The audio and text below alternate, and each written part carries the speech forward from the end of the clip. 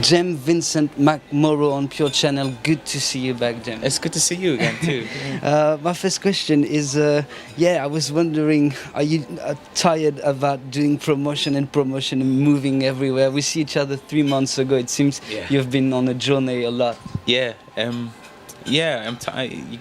Kind of is a tiring thing, but like I just said to you, you're tired but functional. You can kind of, it's just you get into a rhythm where you're just working and working and working, and it's going to be hopefully a year of this. So you just have to pace it out. But I'm fine so far. I love it. Like you have promotion to do because the record is doing really well where it was released. It's released in Ireland and it's first of the sales and all that thing. Must be very important for you that your people dig your music and love it. That Irish people like it. Yeah. Yeah, it's great. It's great. Like, I mean, the album came out and just kind of was starting from scratch. So for that many people to buy it and for that many people to come to shows and to keep letting it continue to be a thing is brilliant. Yeah, I mean, it's always something I've hoped for. You went to United States too for a tour. Was it good? Yeah, it was brilliant. Like the album came out in the US this week, so that all starts as well. So that the tour was in I think October, November, right after the last time I saw you, I think, and it was really busy again. I got to play a lot of places that I've never seen before. There's some shows in Canada, I should say, and then the CMJ Festival in New York, and it's just a blitz. It was just play as many places as possible in as short a space of time as possible. But I love it. The prospect of putting out a record in America is always something I've wanted to do. Yes, so like to have it out there now is brilliant. But it's like I say, it's for like day 2 now, so it's like a long journey ahead. You have still time. It's going to be released in France in a digital way the 28th of February, and if you can pre-buy it on iTunes, and you have an exclusive track, which is really a good marketing clever thing. That's what they tell me. Yeah, like the song that's attached to it is a song that I recorded for a limited edition vinyl that I put out in Ireland. Because the album's been out in Ireland a little while longer than it will have been out here, obviously, I wanted to have something to sort of end the year with.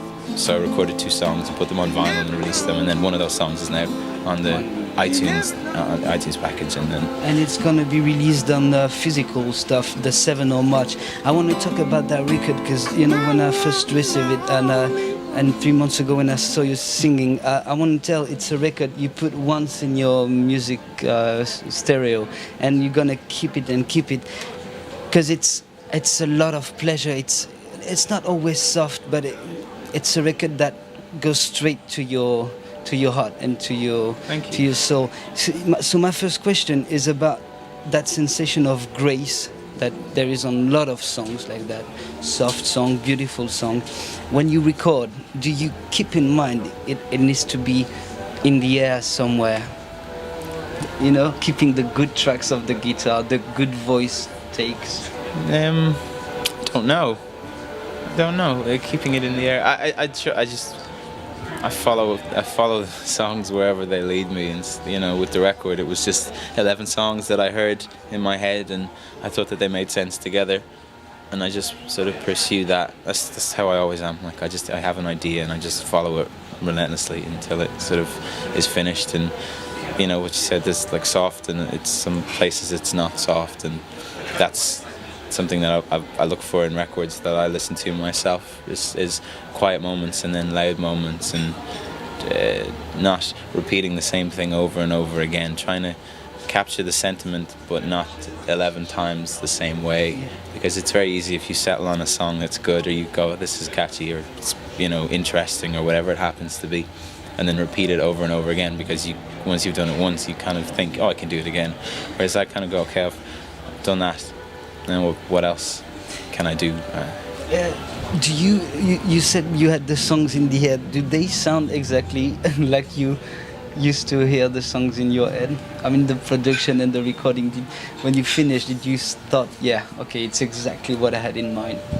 Yeah, pretty much. Like for what I had in front of me, like I didn't record it in a studio. I recorded it by myself with a microphone, so I was aware that it was never going to sound there's a part of me that goes, oh, it would be incredible if I had vast amounts of equipment and stuff. But this was just a thing that I was making. So for the purposes of that, it sounds exactly like I had it in my head. And that's the thing, is like working on it, and then you just know it's finished. Had it not sounded like it, I heard it in my head, it wouldn't be finished. I'd still be at home working on it now. Like I got to the last song and thought, okay, this is done, and so it was as close as it was ever going to be to what I hear in my head. When I was preparing the interview, I thought you started with drums and quite hard rock music. Is that right? How did you came softly to that sweet, very musical and melodic folk, let's say? Yeah, well, I mean, I think when you're young, you listen to angry music as a general rule, like raucous music, and I still do. I love it. But as I got a little bit older and was like, when I left school, I just discovered music that I ignored up to that point, like singer-songwriters, or I had a love of it was kind of a meandering route that led me to like listening to that type of music. It was my love of hip-hop music, that an interview that I read with Pharrell Williams, and he was talking about Donny Hathaway, and I went and bought a Donny Hathaway record, and that was sort of one of those things where I first heard an incredible singer and incredible songwriter, and that made me, when you hear something like that and something like that happens, and you start to question everything that you've always thought to be true. So you kind of think, I always thought that, at the drive-in and Refused were the greatest bands in the world. I still think that they are, to be honest. But then you kind of go, okay, well, if there's other stuff out there like this that I've ignored and is incredible, then what else have I missed? So that I went back and just sort of did a brand new listen to everything I could get my hands on, like from, didn't matter what it was, just stuff that, anything that I had up to that point thought, nah, it's not going to be for me, was back on the table, and I just listened to everything and tried to. Do you really listen a lot of hip hop productions, and is there a link in the quality of some recording of the voices in the hip hop production and the quality of the recording of your voice on that record? Well, with the hip hop, it was always more the layering of the instruments that I was fascinated by, like how you manage to like generate a chorus from the same chord structure, like in a hip hop song, there's a hook. And with the things that I love, like the Neptunes and Timbaland, they were creating these sonic layers that gave you the sense of a chorus without actually changing the chords or doing anything particularly dynamic vocally. And I just thought that was incredible. But then D'Angelo is the D'Angelo record, his first album, Brown Sugar, is one of my all-time favorite albums. And when I heard that, and he was doing the same thing, it was very hip hop based. It was very looped. But his voice was just unbelievable, and his harmony was just mind-bending, and you just think, how did he do this? And I still to this day can't figure it out.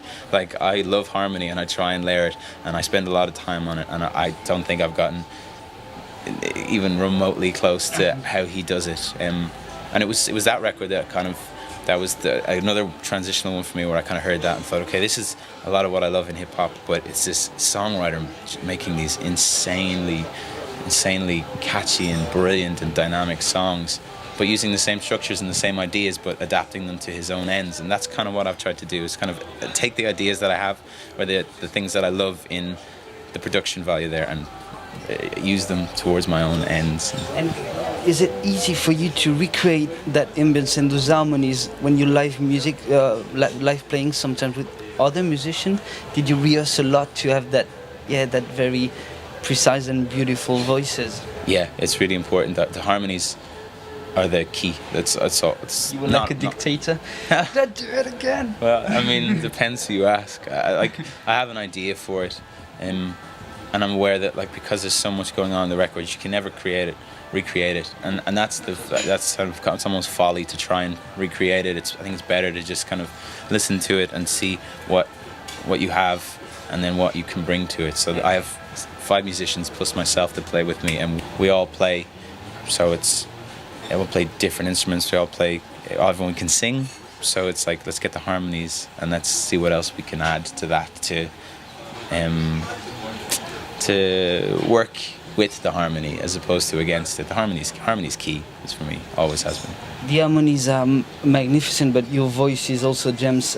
Go grab that record early in the morning. James Vincent Mc Morrow, you could see him play in France because he's touring everywhere. Anyway. So thank you very much for being on Pure Channel and also for playing music. You can go grab on Live the Pure, the music of James. Thank you very much, James. Cheers.